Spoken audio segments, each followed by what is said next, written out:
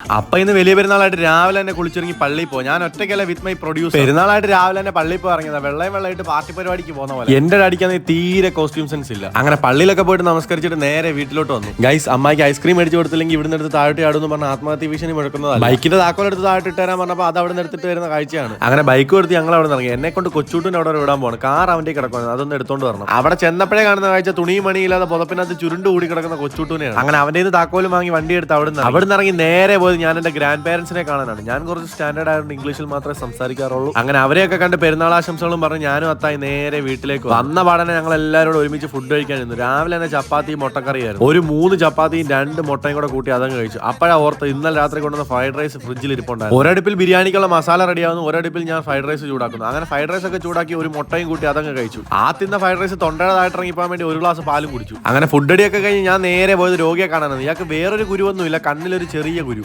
ഇവരുടെ ഈ കിടപ്പ് കണ്ടിട്ട് അടുത്തൊരു ട്രോഫിക്ക് വേണ്ടിയുള്ള പരിപാടിയാണെന്ന് എനിക്ക് തോന്നുന്നു. തൊട്ടപ്പുറത്ത് 2 റൊമാൻറ്റിക് കപ്പിൾസ് ഇറക്കുന്നുണ്ട്. അവരെ ശല്യം ചെയ്യാതെ ഇപ്പുറത്തോട് മാറി എന്ന് ഞാൻ താരുമോളെ കളിപ്പിച്ചോണ്ടിരുന്നു. അങ്ങനെ അവിടെ നിന്ന് ഇറങ്ങി നേരെ വീട്ടിലേക്ക് വന്നു. വീട്ടിലേക്ക് ചെന്ന പാടെ കഴിക്കാനില്ല. രാവിലെ ഹെവി ഫുഡ് കഴിച്ചോണ്ട് എനിക്ക് പിന്നെ വിശക്കുന്നില്ലായിരുന്നു. പിന്നെ ഒരു ചെറിയ സന്തോഷത്തിന് അവരുടെ കൂടെ ഇരുന്ന് കുറച്ച് കഴിച്ചു. എന്നിട്ട് നേരെ പോയി കിടന്ന് കുറച്ചു നേരം ഉറങ്ങി എണീറ്റപ്പോഴത്തേക്ക് ഏകദേശം വൈകിട്ടായി. ഞാൻ ഉച്ചയ്ക്ക് വാഴയിലയിൽ പൊതിഞ്ഞു വെച്ചിരുന്ന ബിരിയാണി സെറ്റായിട്ട് അവിടെ ഇരിപ്പുണ്ടായിരുന്നു. പിന്നെ ഒന്നും നോക്കിയില്ല, ആ പൊതി അങ്ങോട്ട് വെച്ചാൽ ബിരിയാണി കഴിച്ചു നോക്കി. കിഡിലൻ ടേസ്റ്റ് ആയിരുന്നു. ഹോം മെയ്ഡ് പൊതി ബിരിയാണി.